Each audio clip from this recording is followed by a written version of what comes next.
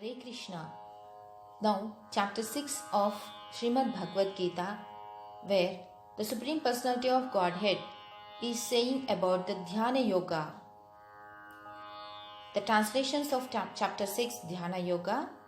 The Supreme Personality of Godhead said, one who is unattached to the fruits of his work and who works as he is obligated is in the renounced order of life, and he is the true mystic, not he who lights no fire and performs no duty. What is called renunciation, you should know to be the same as yoga or linking oneself with the Supreme. O son of Pandu, for one can never become a yogi unless he renounces the desire for sense gratification. For one who is a neophyte in the eightfold yoga system, work is said to be the means, and for one who is already elevated in yoga, cessation of all material activities is said to be the means. A person is said to be elevated in yoga when, having renounced all material desires, he neither acts for sense gratification nor engages in futile activities. One must deliver himself with the help of his mind and not degrade himself. The mind is the friend of the conditioned soul and his enemy as well. The mind is the friend of the conditioned soul and his enemy as well. For him who has conquered the mind is the best friend. But for one who has failed to do so, his mind will remain the greatest enemy. For one who has conquered the mind, the super soul is already reached, for he has attained tranquility. To such a man, happiness and distress, heat and cold, honor and dishonor are all the same. A person is said to be established in self-realization and is called a yogi when he is fully satisfied by virtue of acquired knowledge and realization. Such a person is situated in transcendence and is self-controlled. He sees everything, whether it is pebbles, stones or gold, as the same.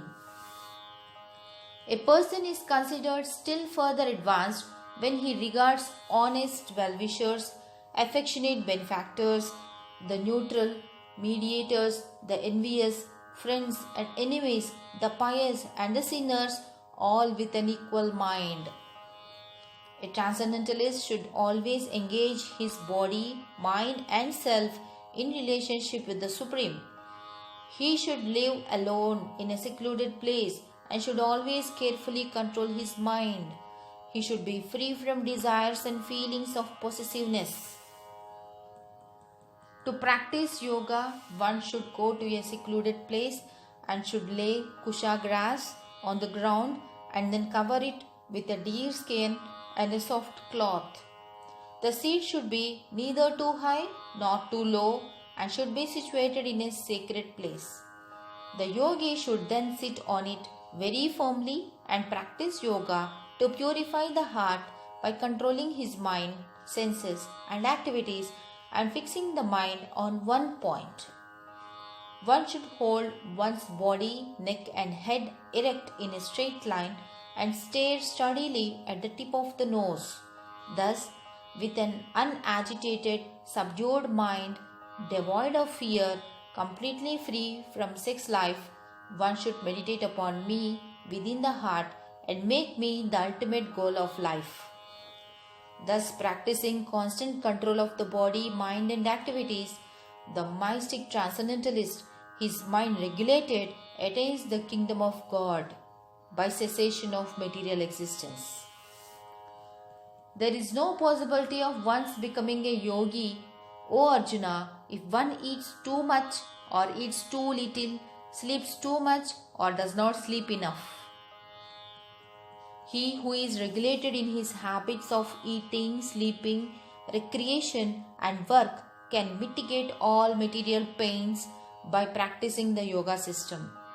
When the yogi, by practice of yoga, disciplines his mental activities and becomes situated in transcendence, devoid of all material desires, he is said to be well established in yoga. As a lamp in a windless place does not waver, So the transcendentalist whose mind is controlled, remains always steady in his meditation on the transcendent self. In the stage of perfection called trance or samadhi, one's mind is completely restrained from material mental activities by practice of yoga. This perfection is characterized by one's ability to see the self by the pure mind, to relish and rejoice in the self. In that joyous state, one is situated in boundless transcendental happiness, realized through transcendental senses. Established thus, one never departs from the truth, and upon gaining this, he thinks there is no greater gain.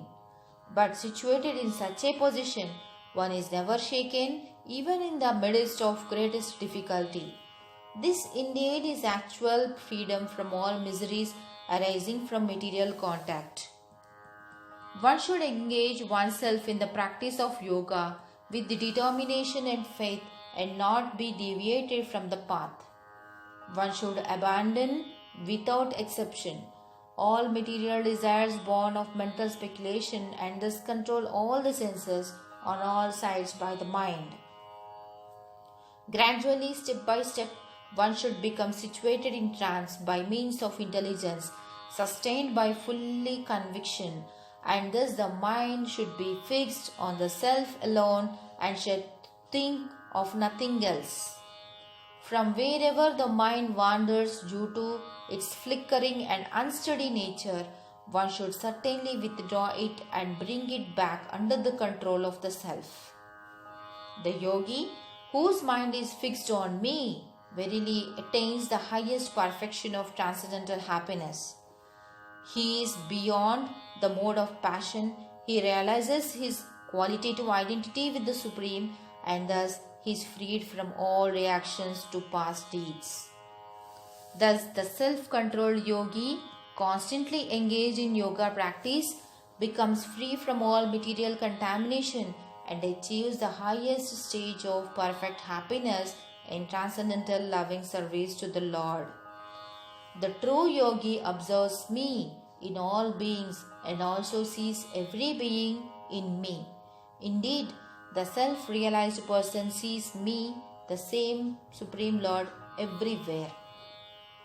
For one who sees me everywhere and sees everything in me, I am never lost, nor is he ever lost to me. Such a yogi who engages in the worshipful service of the Super Soul, knowing that I and the Super Soul are one, remains always in me in all circumstances. He is a perfect yogi who, by comparison to his own self, sees the true equality of all beings in both their happiness and their distress. Arjuna said, O Madhusudana, the system of yoga which you have summarized appears impractical and unendurable to me, for the mind is restless and unsteady. The mind is restless, turbulent, obstinate and very strong, O Krishna, and to subdue it, I think, is more difficult than controlling the wind. Then Lord Krishna said, O mighty armed son of Kunti, it is undoubtedly very difficult to curb the restless mind, but it is possible by suitable practice and by detachment. One whose mind is unbridled, self-realization is difficult work, but whose mind is controlled and who strives by appropriate means is assured of success. That is my opinion. Arjuna said, O Krishna, what is the destination of the unsuccessful transcendentalist who in the beginning takes to the process of self-realization with faith, but who later desires due to worldly mindedness and thus does not attain perfection in mysticism? O mighty armed Krishna, does not such a man who is bewildered from the path of transcendence fall away from both spiritual and material success and perish like a riven cloud with no position in any sphere? This is my doubt, O Krishna, and I ask you to dispel it completely. But for you, no one is to be found who can destroy this doubt. the Supreme Personality of Godhead said, Son of Prutha, a transcendentalist engaged in auspicious activities does not meet the destruction either in this world or in the spiritual world. One who does good, my friend, is never overcome by evil. The unsuccessful yogi, after many years of enjoyment on the planets of the pious living entities, is born into a family of righteous people or into a family of rich aristocracy. Or he takes his birth in a family of transcendentalists who are surely great in wisdom. Certainly, such a birth is rare in this world. On taking such a birth, he revives the divine consciousness of his previous life and he again tries to make further progress in order to achieve complete success, O son of Kuru. By virtue of the divine consciousness in his previous life, he automatically becomes attracted to the yogic principles even without seeking them. Such an inquisitive transcendentalist stands always above the ritualistic principles of the scriptures. And when the yogi engages himself with sincere endeavor in making further progress, being washed of all contaminations, then ultimately achieving perfection after many births of practice, he attains the supreme goal. A yogi is greater than the ascetic, greater than the emperist, and greater than the fruitive worker. Therefore, O Arjuna, in all circumstances be a yogi. And of all yogis, the one with great faith who always abides in me, thinks of me within himself, and renders transcendental loving service to me, he is the most intimately united with me in yoga and is the highest of all. That is my opinion. Thus ends the translations to the 6th chapter, Dhyana Yoga of Srimad Bhagavad Gita. Hare Krishna.